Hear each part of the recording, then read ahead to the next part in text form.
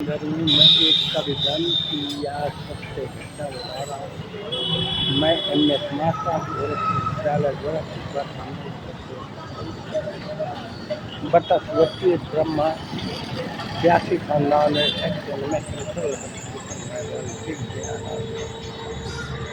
ध्यान से सुने इस पर विचार करें। एक बार राजा जनक के दरबार में एक युवक जो ससुराल जा रहा था, औरत को देखने के लिए यात्री था। रास्ते में एक गाय दलदल में फंसी हुई थी और वो छटपटा रही थी। युवक अपने पत्नी को देखने के लिए और उससे मिलने के लिए यात्री था।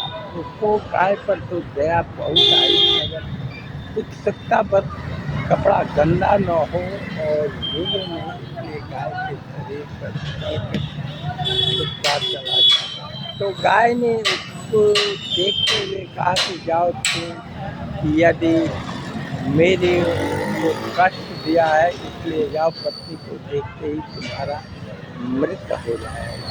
वो जब ससुराल जाता है तब बच्चा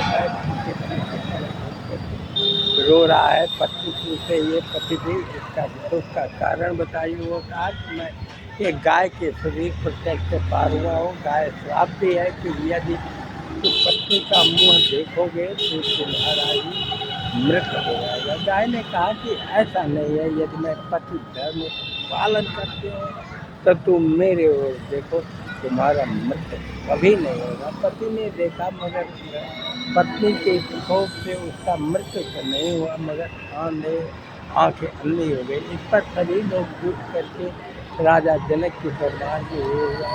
जनक जी के दरबार में कहा गया कि यदि कोई प्रति धर्म आदमी पतिव्रता अर्थात दूसरे पति पर नहीं देखा हो तो वो इसके तरफ झरने में पानी भर करके और छींट दे तो उसका आँख ठीक हो जाएगा। ये चारों घोषणा की गई, मगर कोई नहीं। राजा जनक के दरबार में गया तो राजा जनक सोच ही रहे थे, तब तक सफाई करनी तो उसकी लैट्रिन साफ करनी।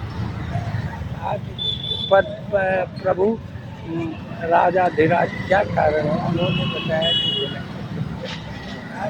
इतना ही से आप चिंतित है, मैं जा रहा हूँ। उन्होंने जा कर के और राजा जनक से ये बात कही कि मैं आया हूँ, बताइए इसका कारण। राजा जनक ने कहा जो चलनी में पानी भर के उसके पति धर्म प्रेरता हो, छिड़क दे से आगे हो गए। पत्नी राजा दशरथ की स्वास्थ्यकर्मी ने सफाई कर्मी ने कहा बस इतना ही बात। चलनी लिया और बगल में जा कर के गंगा जी के तट पर प्रार्थना किया, हे पति प्रभु, यदि मैं प्रति धर्म पालन करता हूँ और मेरा दूसरे से संबंध कुछ स्वप्न में भी नहीं हो, तुम गंगाजल न गिरे। वो गंगाजल ने भर के लाई और ठीक हो गया। राजा दशरथ ने जब उसका पत्र लिखा तो वो बताते हैं मैं राजा दशरथ की सफाई कर्मी हूँ। राजा सीता स्वयंवर में इसीलिए राजा जनक ने दिया क्योंकि आकर के वहाँ का कोई भी एक कर्मी या नीच से नीच का तोड़ देता तो शादी करना ही होता। इसलिए राजा जनक ने निमंत्रण नहीं दिया, मगर राजा विश्वामित्र के गुरु विश्वामित्र के साथ राम लक्ष्मण आए थे। उन्होंने जब कोई धनुष नहीं तोड़ा, अमित्र के आदेश से राम ने धनुष भंग प्रत्यंचा चढ़ाई, धनुष भंग कर दिया। सीता का विवाह राम से हुआ। मगर यही किंवदंती है, यह सत्य घटना है कि जनक ने दशरथ को निमंत्रण नहीं दिया। यदि ठीक लगे तो मेरे जागो तो ब्राह्मण एकता मंत्र सदस्य बने। चैनल का सब्सक्राइब करें। जय हिंद, जय भारत, जय श्री राम।